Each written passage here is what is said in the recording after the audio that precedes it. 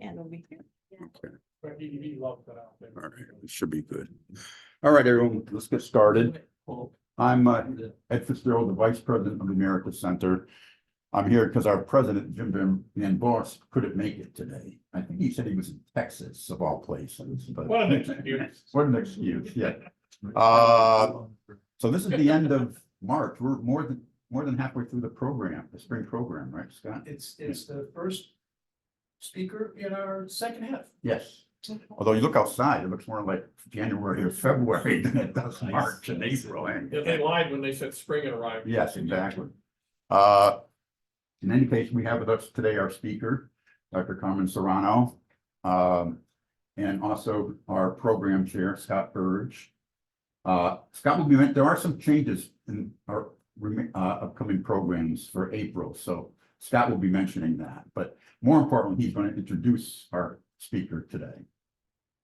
And he's gonna do it by semi-memory because my 3-page introduction is home. Thank goodness. Right? I heard that. Yeah, there have been a couple of changes. A couple of weeks ago, after we had our last meeting together, I'm sitting there and I'm thinking, April 8th. We've got a speaker on April, we've got an eclipse on April 8th. Right during the eclipse. Yeah. So I called our internal expert on many things. And he said, yeah, you're right smack in the middle of the eclipse. And people will be driving home, as a matter of fact, when it's at its worst. So we decided to ask Dr. Asal if he could fit in a couple other of our dates. And unfortunately, his schedule didn't work for this semester.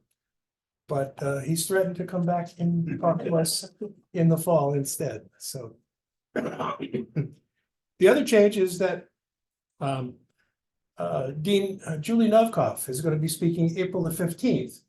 She was originally scheduled to speak earlier than that, but her schedule changed and she wasn't able to. So we were going to have her the Monday after Super Tuesday. Instead, we have her on April 15th on tax day. And she's promised not to talk a bit about tax, but she'll be speaking about Judge Roberts and his court and the threat to American democracy. So those are the changes. And then we'll wrap things up the first week in May. So we've got 3 more after today. And today is Professor Carmen Serrano. And she's the director of Spanish graduate and no classes. Hey, this is great.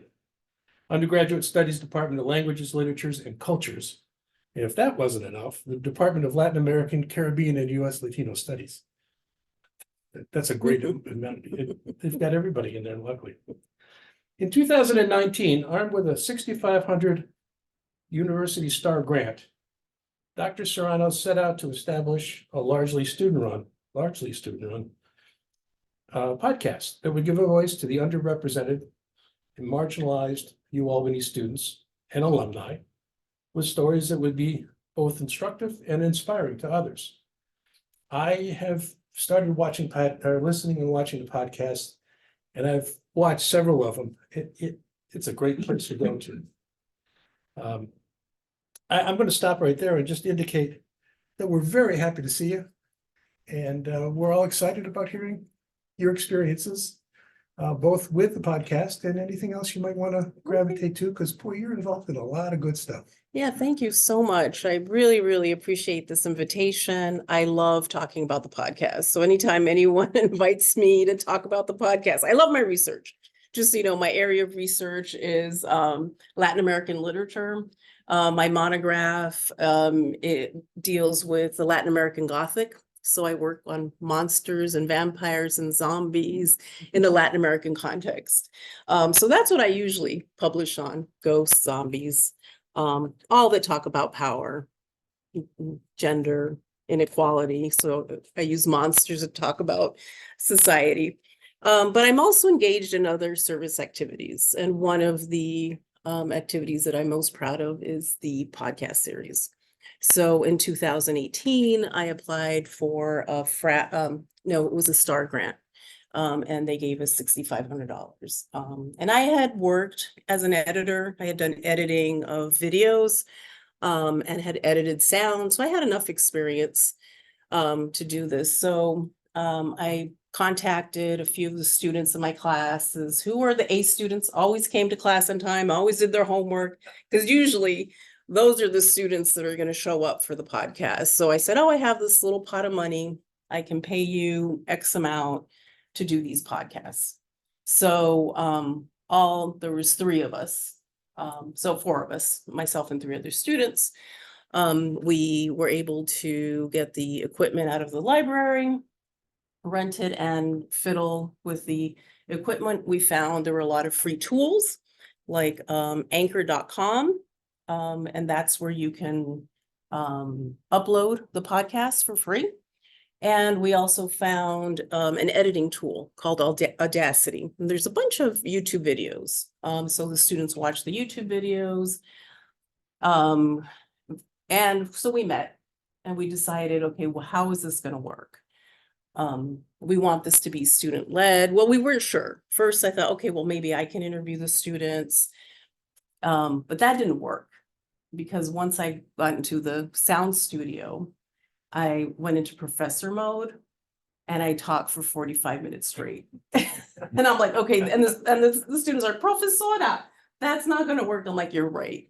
So I'm going to work behind the scenes. So we started talking about, well, what stories should we be telling?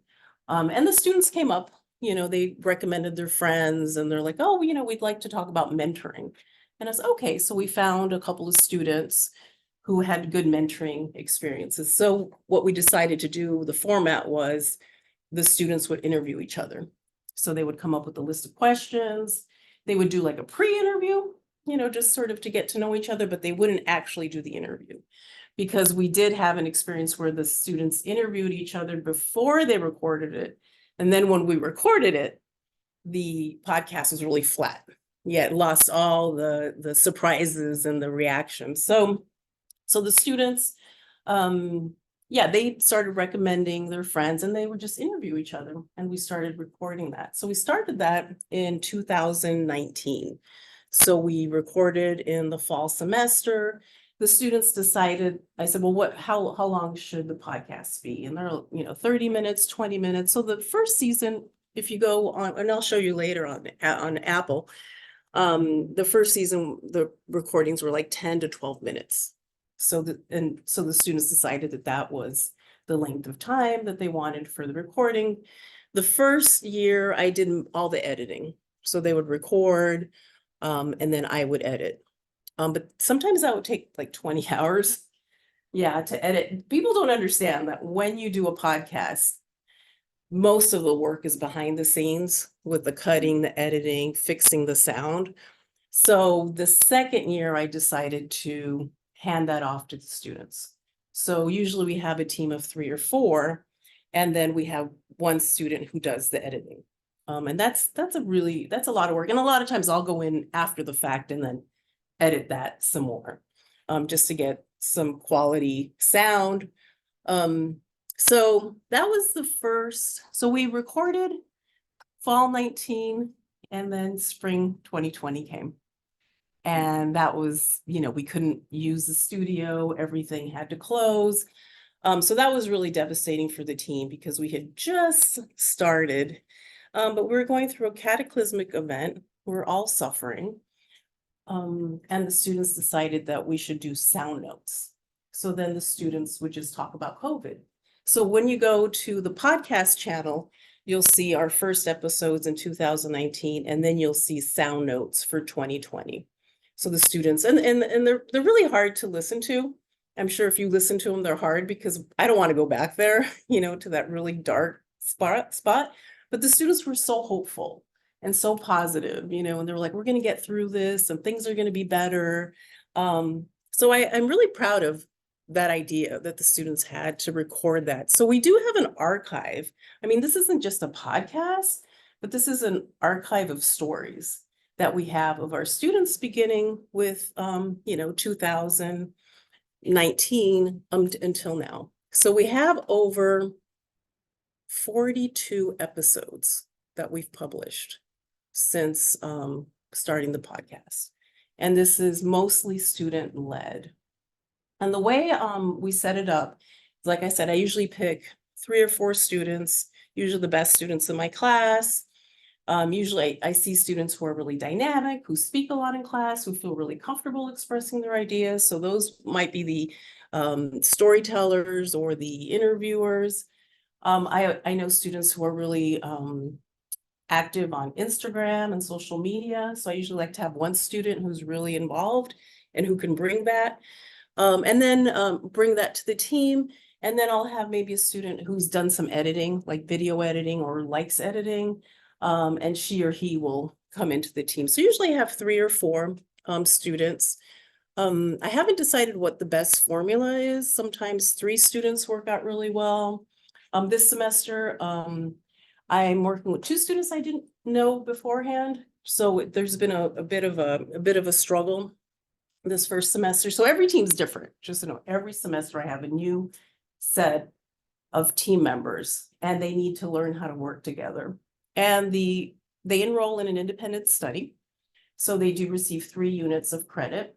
And the agreement is they need to publish 6 podcasts or more of equal or better quality.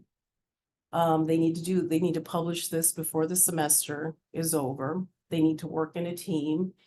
We have a manual. Every team member will add to the manual and they give advice to the next team saying, okay, you should, time goes really bad, really quickly. You need to publish your first interview by mid-February or you will really be in trouble by the end, because once we start publishing, we try to have an episode every 2 weeks. So we just published our first episode right before spring break, and we're going to publish our second episode this Friday. And once they start publishing, they're supposed to upload it. I upload them every 2 weeks. So usually by the end of the semester, by May 5th, they've published all the episodes. This team had issues with the first podcast. It was a great episode, but the sound was lousy. They had some technical issues with the sound. So they sent it to me and it was not of equal or better quality than we couldn't go down in quality because our listeners are used to a certain level. So I told the students, unfortunately, we can't publish this. You will get the credit, because you did the editing and recording and scheduling. You will get credit for the podcast, but we can't publish this. And I told them this is part of recording. This is real life experiences. You go into the recording studio and maybe someone's hammering, or maybe the equipment doesn't work, or someone forgot to turn on the microphone. I mean, these are all part, and they're learning. They're learning. Yeah. Sometimes you have an ice storm, and it doesn't work. So the students are learning. Now what's really exciting about this podcast, the students are so proud of the work that they produce. They're so proud. And this is also very practical for them because when they go to the job market, they put on their resume, I edited, produced, interviewed. So the skills that they're getting are amazing. And for example, I was at the New York Teachers Retirement System a few weeks ago talking about the podcast. And they're like, oh, we'd like to hire those students, the podcasters, because it's like we need someone with those type of skills. So who knew in the Spanish program, that they would have these, this opportunity to do a podcast. The students, so this is really great. There's a practical application. The schools are getting, the students are getting practical skills. Also, I use it as a recruitment tool to bring students to the Spanish program. So it's like, oh, if you're a Spanish, because this is only open to Spanish majors and minors, because there's students in my class. I don't like working with students I don't know. It's students who already know me. They know what my expectations are, so I really like to work with students that I trust. And that's, so that's like the practical end. The other thing that's really important is what this does for students, how meaningful it is for them to be able to tell their stories. So, and how much, for example, in the very, very first episode, we had two students who knew each other, who were in the graduate school, interview each other. And one of them didn't know that the other one's father had Alzheimer's. You know, the student was 20 and his father wasn't that old. So in the podcast, he talks about mental health and the family and how he was in graduate school and he was doing really well, but he had to, connect with his father. And it was so hard for him to see that his father has lost his memory. The other student was undocumented for a while. So he talked about having, being a DACA student.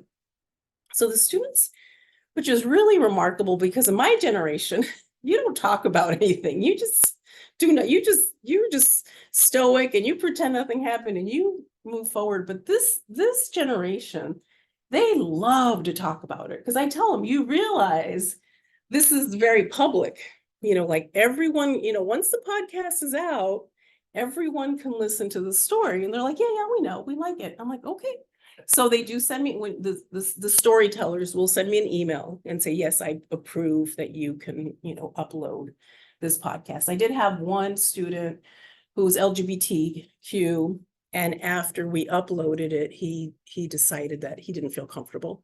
So then, even though he had given us permission, he came back and said, oh, I'm not comfortable. So we took the episode down. So those things do happen with students. I was talking to one of our students and she said she found a distant cousin in Germany who had listened to the podcast, and she saw her last name and then they found out they had a common relative in Argentina. So yeah, so this is important, that this is how popular this podcast is. And I use anchor.com to upload the podcast. It's a free service through Spotify. So we don't get the data we get is different, as if you can purchase a program or you could actually download it, but that costs a lot of money. So I really don't know how many people listen to it. I can only see the numbers via Spotify, but this is on Google Play, iTunes. I think there's like 6 platforms. So this is everywhere. So this is really public, and this response we've been getting has been amazing, from the students, especially who are involved, and also from the students who listen to the podcast, because they feel their stories are being told. So they're, for example, this last story, the podcast was on how to be a better ally to the LGBTQ community. And the students taught me, because I thought, yeah, I'm very supportive. I'm like, but I don't know that I'm an ally. So listening to the podcast and listening to the students and the experience that they go through being LGBTQ,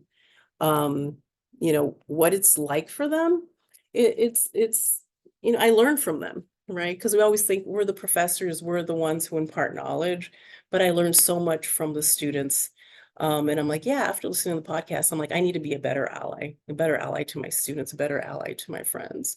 So these podcasts are really transformational, I think, and the students are enjoying making them, teaching us, reflecting upon their experiences at UAlbany. So that's been a really positive experience for me. Do you have any questions? So before I continue, I have a couple friends of mine over the years have made this transition, what you describe about we have it's funny, a few months ago, we heard from Rex, editor of Times Union.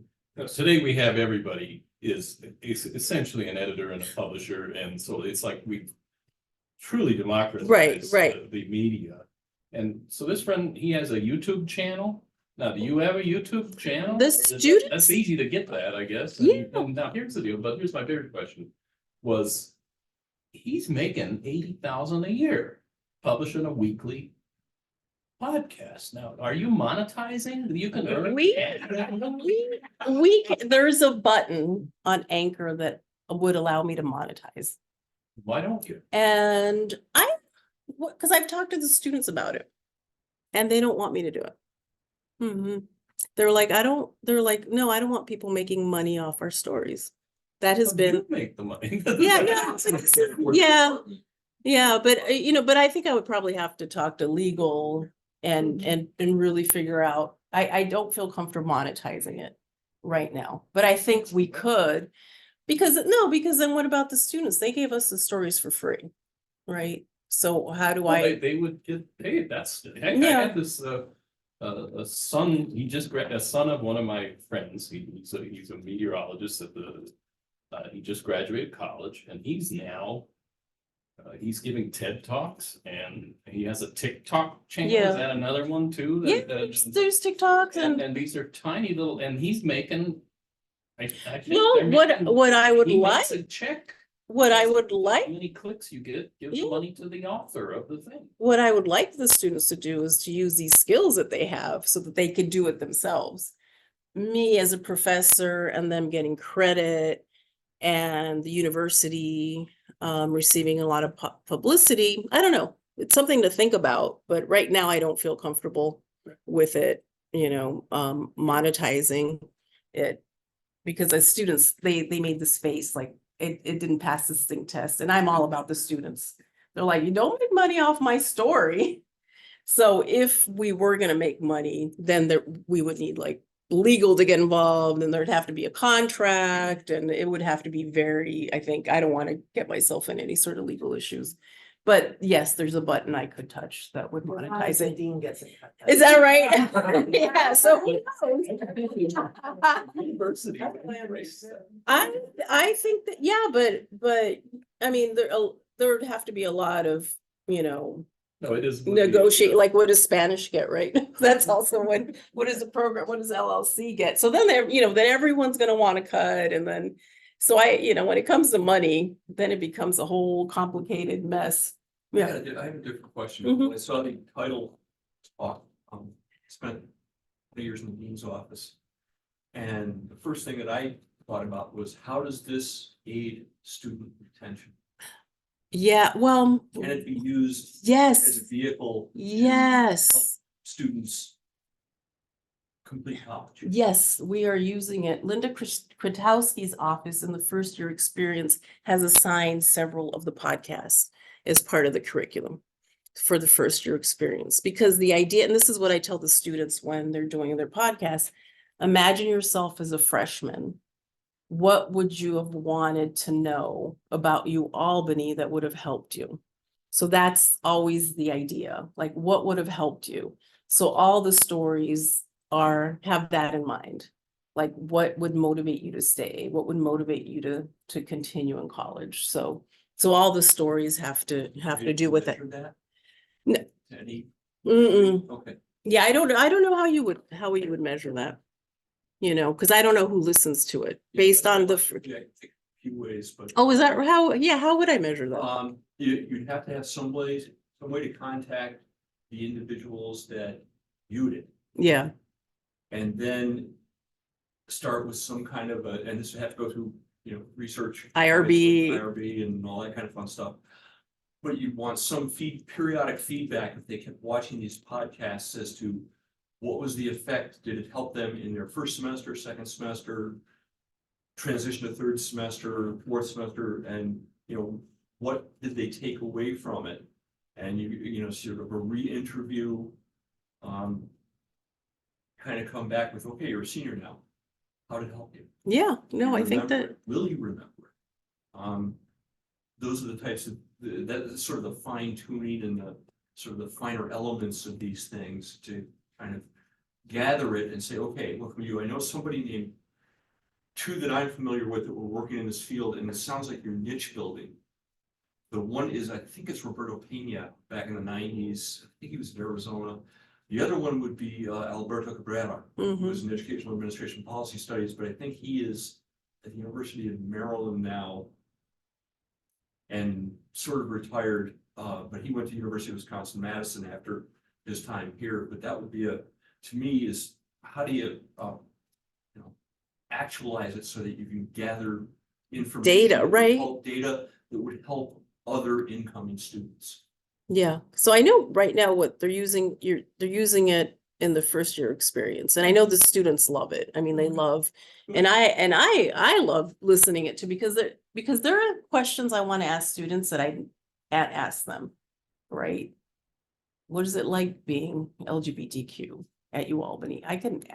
But I listen to the podcast and it's just like, ooh, okay, now I'm learning. So it's interesting. It's like you're eavesdropping, right? You're listening to these very honest conversations between students and how they feel about being here. And they're very I mean, they're very proud. I mean, they're UAlbany proud for sure. So it's not necessarily a critique of the institution. It's just like, oh, this is going well. These are offices that are good for students. If you have issues of mental health, come here, or this professor was great. They also highlight certain professors. So they'll do shout outs. And then when they do that, I'll email the professor. I'm like, oh, by the way, you were mentioned in the podcast, just so they know, that what they do makes a difference. So I think the podcast overall is very positive for students, for the listeners, for the institution, because I think in advancement, I think, or in fundraising, they've used some of the podcasts as well. Because they highlight students. We have students with disabilities. We had a student who was former military. We've had Latino students, DACA students. The real popular episode last year was a Barbie episode. So the students wanted it. They had all watched the movie, so they have a Barbie episode, and that had a lot of listens. One of my favorite podcasts was called Proud Curls. And that's a woman, an Afro-Latina woman, and she talks about hair and the culture of hair, and how she always had to straighten her hair, and now she wears a curly, and now she's proud of her curls, and talking about race, and colorism, and these really, and then you also hear the hurt, right? Because they talk about, being discriminated against, and the racism, and I mean, and they're resilient. I mean, that's what's so amazing about the students. They're so resilient. So you walk away. So they're very good storytellers. So they laugh a lot, then they tell you something very tragic and difficult, and then they laugh, and then they, end on a very positive note. So I'm really impressed with the students. And I think what's really interesting, because some of these students are in my classes, and sometimes they miss class. I'm like, oh, they were out partying, why didn't they do their homework? And then I listen to the podcast, like, oh, okay, no, they're like taking care of their family, and they're working and still, getting A's. So it does help me, as a professor, become more empathetic, to their lived experiences. So what I wanted to do, it's already 2:05. So I have a little poster that has the QR code. I just went to the QR code. Did it I put it ran, but what I get is a page. Yeah, Could so you, maybe could you mention what is maybe the most viewed or the most the listened to? most. I'd like to listen to this. So what is the most popular one? Can you? Or is that on the website? If I go there? It won't, tell me? I don't know. Let's see. Let's go on to. Let's go on. So this is the podcast. So it's on, what do most of you use? iTunes? Do most of you use iTunes or Spotify? Yeah, it's on Spotify. So thank you. Oh, that's fine. You find my intro in there for you. Well, I assume these are all just websites, right? No, these are all podcast episodes. See, so they're gonna be, okay. So then what you do is you download it on your phone. So, and then you could and every time a new episode, if you subscribe, so please subscribe, every time we upload a new podcast, you'll get a notification.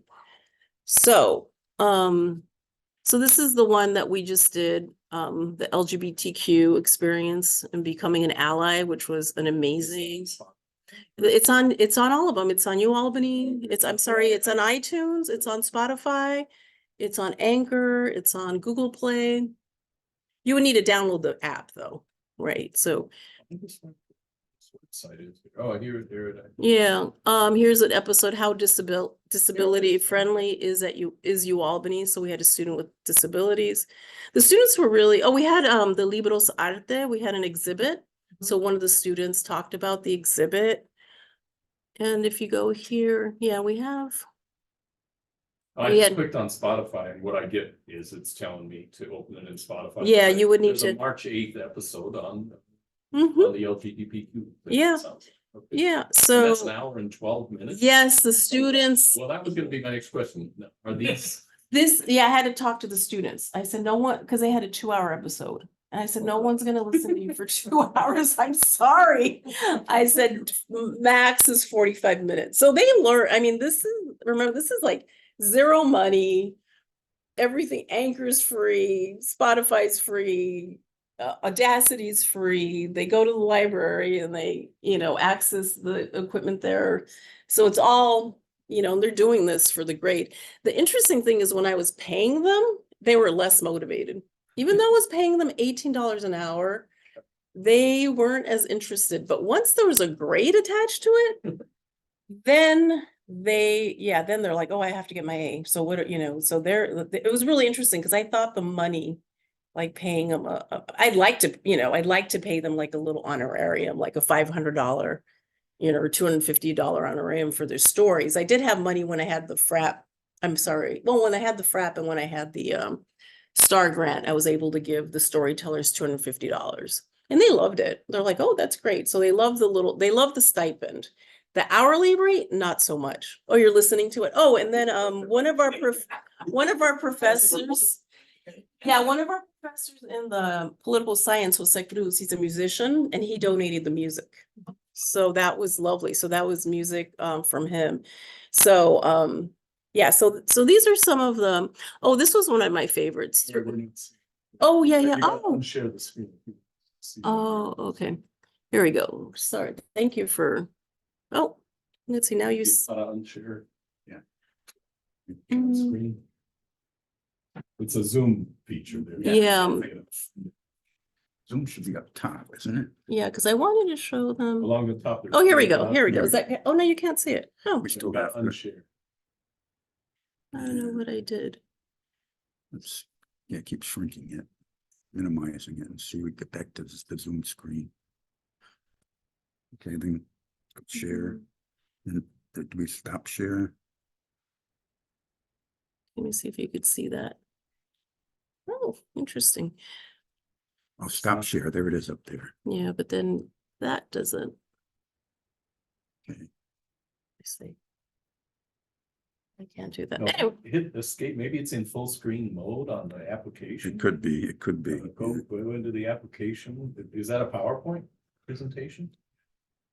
I don't know why it doesn't show up. Anyways, if you go to the U Albany student, that's Sure. yeah, that's fine. The one that you can see if I can play it. One of the ones that I've enjoyed, another one is through food and protest celebrating Indigenous heritage. So we had the Indigenous Student Association. So we interviewed the students and that was great. So there were students, I think there were Seneca and Mohawk. Let me see if I can play it. Just a few. How many hours is that? This one's 15 minutes, but we're just gonna.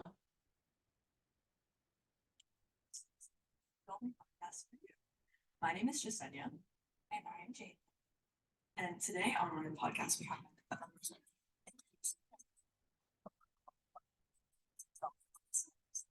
Hi, I'm Jillian Benedict. I'm the president and I'm a senior. My name is Riley John. I'm a sophomore and I'm the vice president of ISA.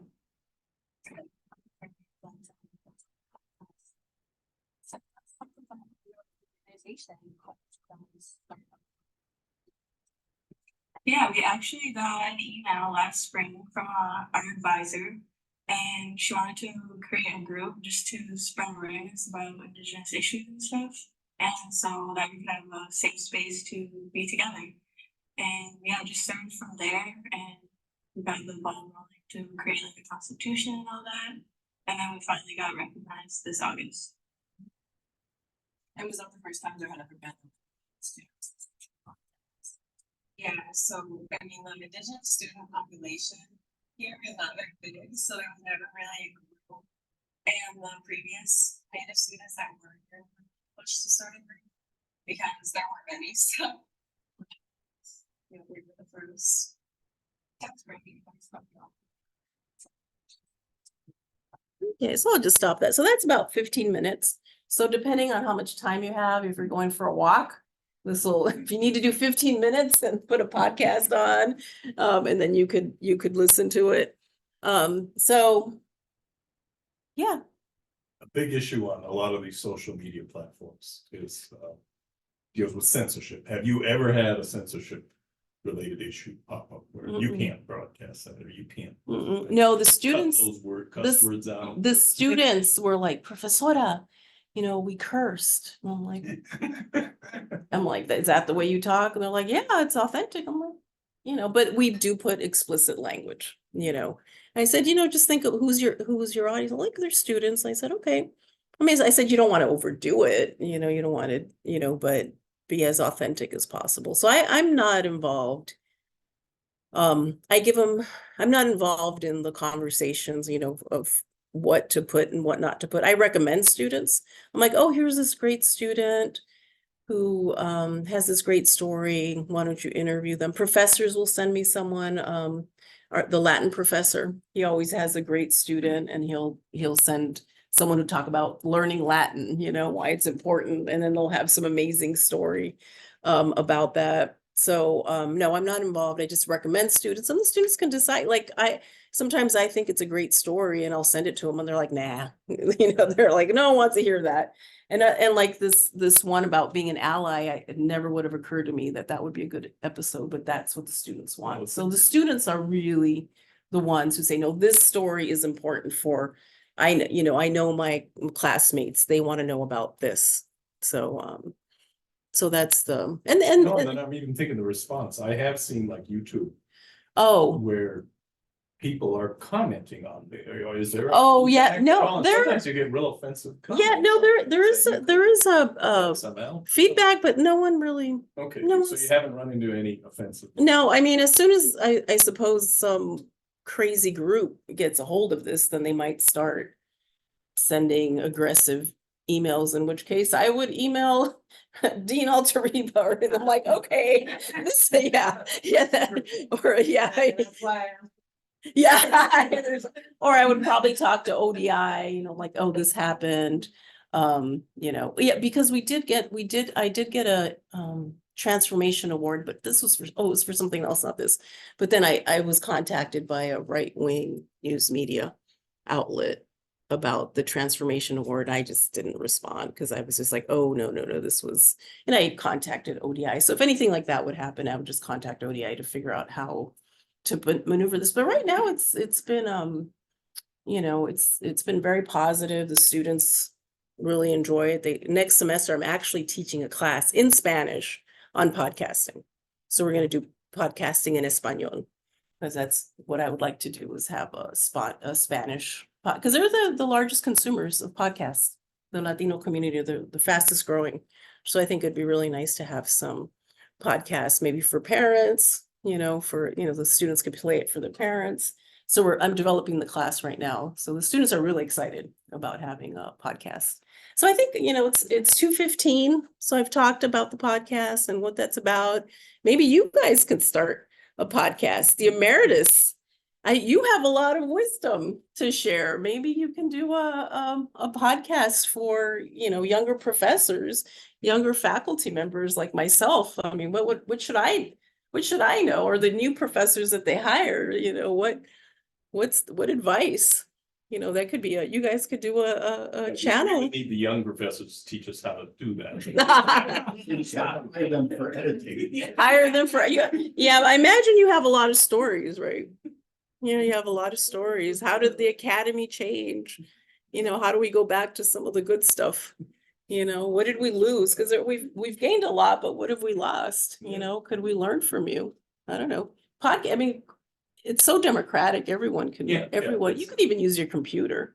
I mean, if you have good, From your bed, yeah, from your office. you can do it. So I want to encourage you to think about being creative and maybe, preserving your stories, Maybe because it is. the whole adult learning program could just be a So think about it. So anyways, classroom. so do you have questions or comments? I had an article, but I decided not to read. I decided just to talk about it.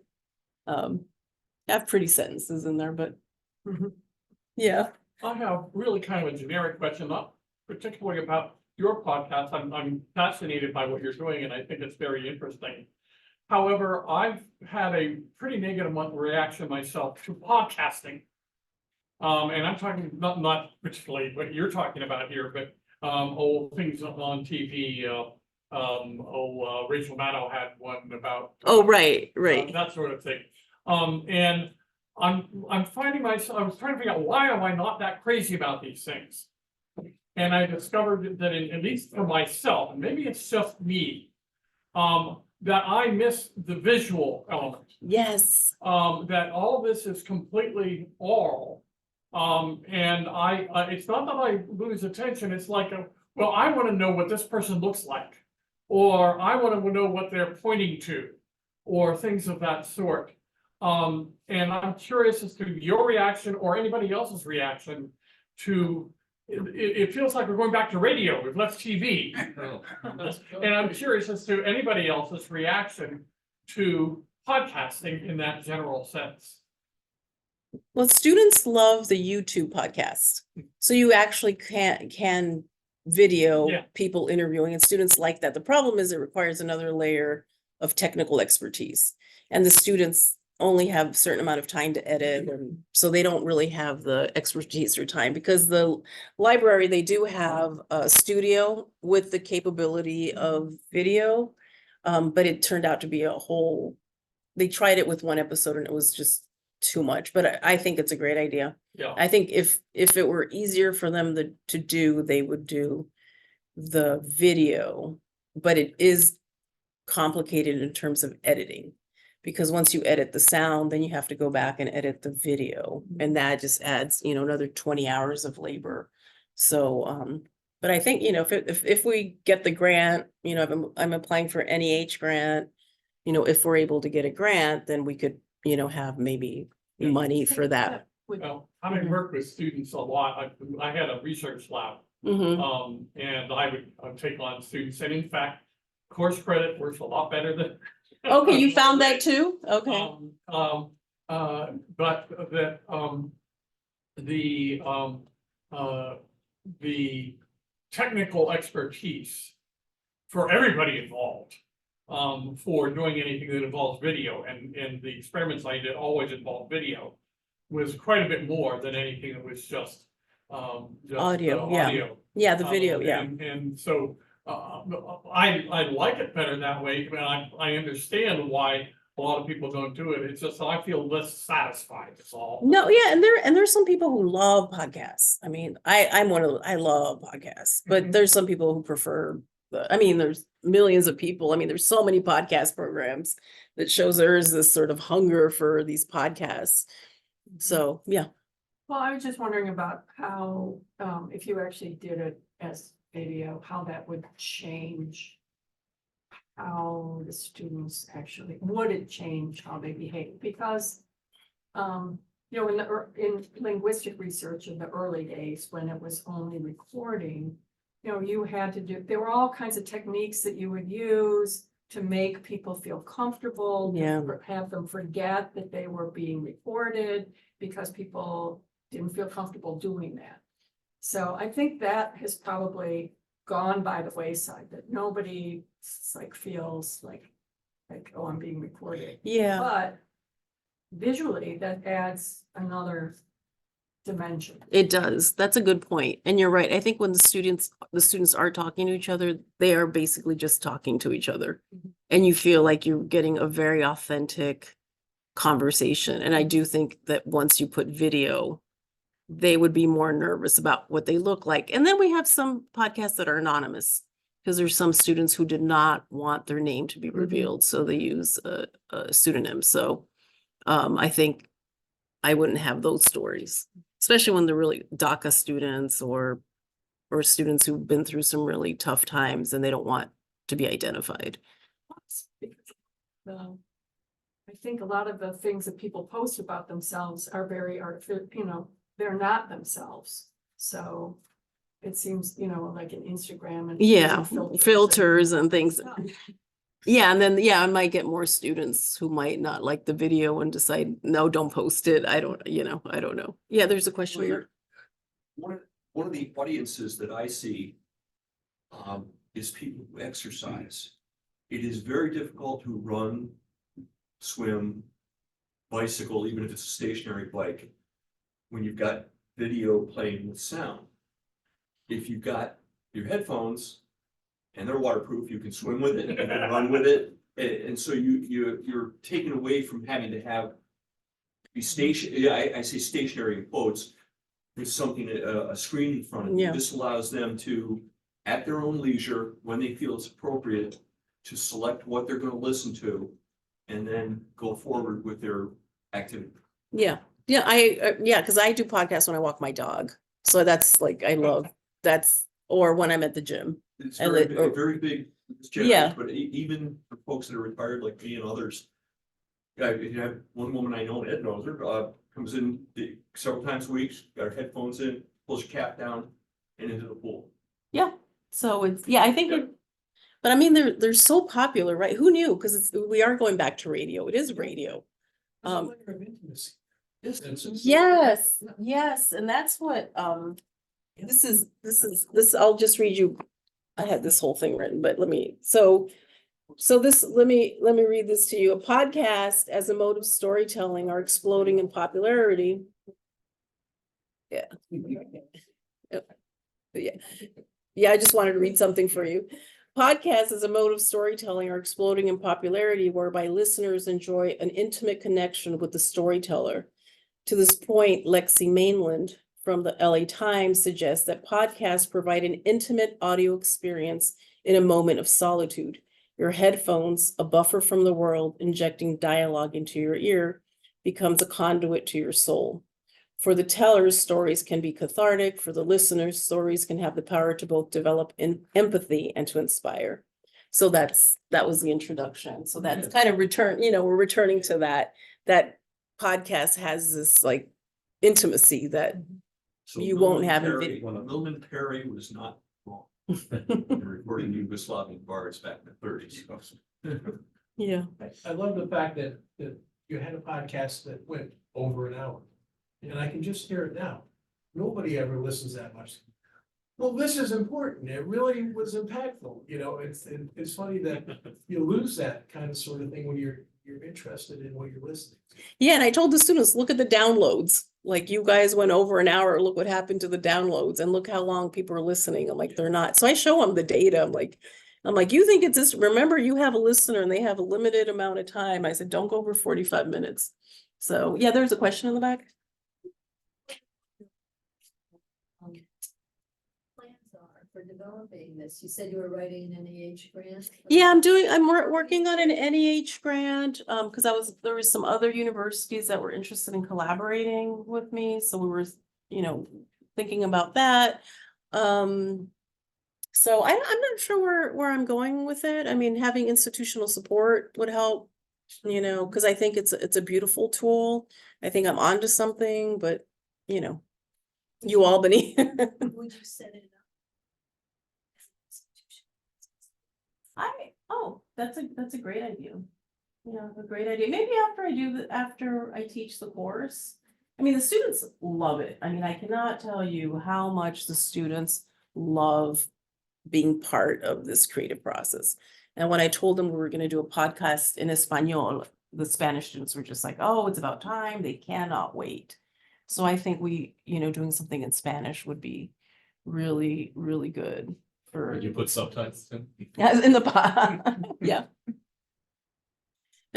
yeah. I mean, I'm in the Spanish program, so if someone, an LLC would like to, someone else would like to run with it, yeah. Oh, you've had students who are in LLC, but who are not. Correct. There's students from the French program who we've interviewed but in English, Yeah. but if they wanted to but one of my friends at Sacramento State, she loved the podcast, so she's copied it and she's doing programming only about languages, a podcast. So she's going to start doing that. So there's other people who are taking the model because it's, again, college credit, it's a good practical experience.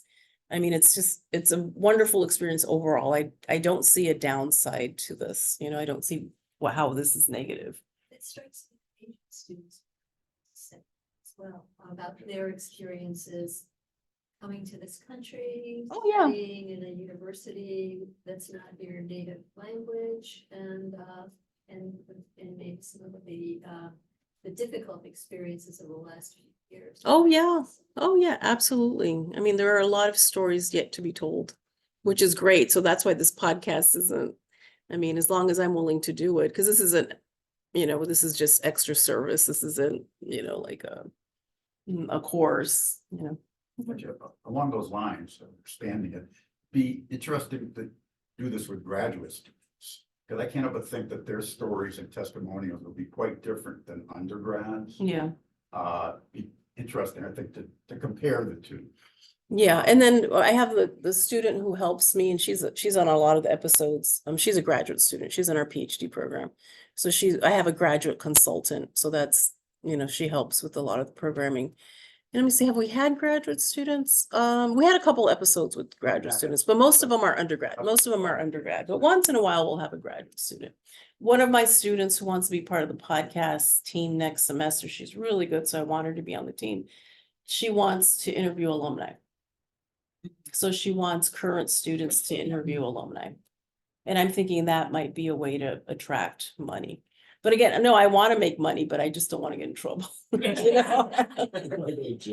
don't want it. Well, I don't want the students to feel that I'm using them and, getting money, and they got, especially since the FRAP award ended, I haven't been able to pay them. So if I need to figure out a way where, maybe they get $500 to tell a story. And then that gives me the right. University Auxiliary Service. What about Still them? give out grants? Yeah. Yeah. But the thing, it's hard to pay students. Yes.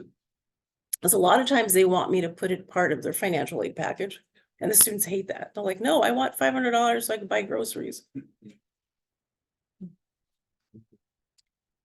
Yeah. So thank you. Please subscribe.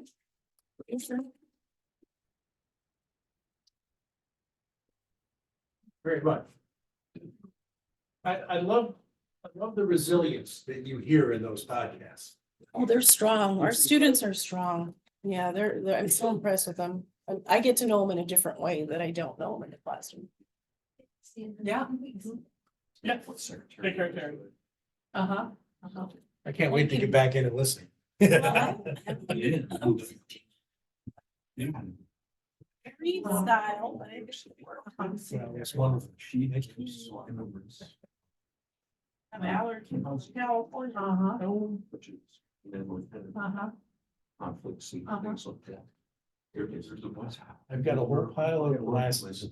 Oh, yeah, you could stuff. That I was gonna bring in, and then I thought, No. nobody's gonna be. Okay, So you stop. can't- Trade on that. Well,